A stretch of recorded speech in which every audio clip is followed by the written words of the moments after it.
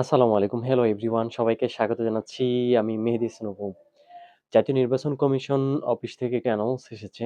সেটা হলো ২০২৫ সালে আগামী ২০/১/২০২৫ থেকে ৩/২/২০২৫ পর্যন্ত নতুন ভোটার সংগ্রহ বা জাতীয় নিবন্ধন বা ভোটার নিবন্ধনের কার্যক্রম শুরু হতে যাচ্ছে। মূলত আজকে আমি এটা নিয়ে আপনাদের সাথে কিছু বিষয় শেয়ার করব। যেহেতু আমরা ডেটা জেনে গেছি, তো আমরা একটু নেক্সট ডকুমেন্টস গুলো কি, কি লাগবে, আপনার পূর্ব প্রস্তুতিটা কি হতে পারে বা কিভাবে আপনি নিবন্ধনটা সম্পন্ন করবেন, সেটা সম্পর্কে জেনে নেওয়া যাক।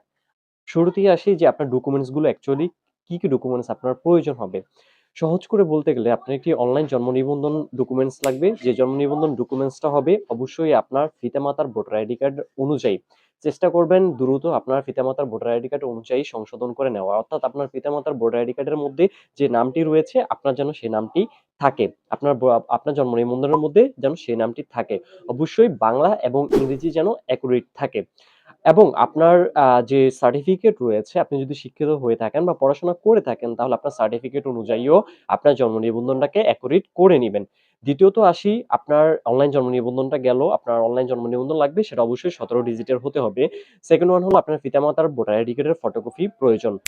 দেন থার্ড ওয়ান হলো আপনার যে আ শিক্ষাগত যোগ্যতার সনদ রয়েছে, আপনি যদি ৫ম শ্রেণী পাস হয়ে থাকেন বা এসএসসি বা এইচএসসি পাস হয়ে থাকেন বা আপনার গ্র্যাজুয়েশন কমপ্লিট করা থাকে, তাহলে অবশ্যই আপনার সেই ডকুমেন্টস গুলো অবশ্যই আপনার প্রয়োজন হবে। এরপর যে রয়েছে যে আপনার যে স্থানে থাকেন সেখানের যে হোল্ডিং ট্যাক্সের কাগজ রয়েছে বা আপনি যে কর দিয়ে থাকেন বা করের রসিদ, অথবা আপনার যে ইউনিয়ন পর্যায়ে যে আপনি ট্যাক্স দিয়ে থাকেন সে ট্যাক্সের রসিদ। এরপর রয়েছে বিদ্যুৎ বিলের রসিদ, অর্থাৎ আপনি যেখানে রয়েছেন সেখানে বিদ্যুৎ বিলের রসিদ। এবং তারপর রয়েছে আপনার যে ভোটার প্রত্যয়ন, অর্থাৎ আপনি ভোটার হন নাই এর আগে কোথাও, এরকম একটা প্রত্যয়ন আপনার ইউনিয়ন পরিষদ অথবা আপনার পৌরসভা অথবা আপনার সিটি কর্পোরেশন থেকে আপনি সংগ্রহ করবেন। এরপর রয়েছে আপনার একটি নাগরিকত্ব সনদ। আপনি যে উক্ত এলাকার একজন নাগরিক সেটার একটি সনদপত্র আপনার ইউনিয়ন, সিটি কর্পোরেশন বা পৌরসভা কর্তৃক থেকে সংগ্রহ করবেন। এরপর আপনার ব্লাড টেস্টের রিপোর্ট, আপনার রক্তের গ্রুপটা অবশ্যই এখানে দেওয়া দরকার। তো ওই জায়গাটা থেকে আপনারা একটি ব্লাড টেস্ট করে আপনার যে রক্তের গ্রুপটা রয়েছে গ্রুপিংটা করিয়ে নিবেন। এতে করে আপনার জন্য খুবই উপকারী হবে বলে আমার মনে হচ্ছে।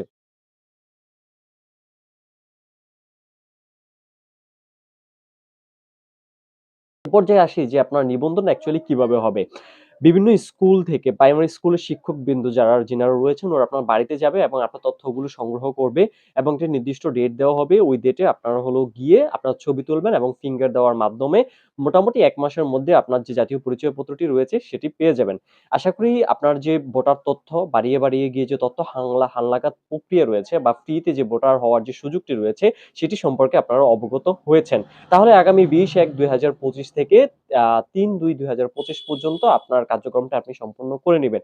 এই সংক্রান্ত যদি কোনো কোয়েশ্চেনস থাকে অবশ্যই কমেন্টে করবেন। পরবর্তী ভিডিও দেখার আমন্ত্রণ জানিয়ে শেষ করছি আজকের আমার আয়োজন। ধন্যবাদ সবাইকে।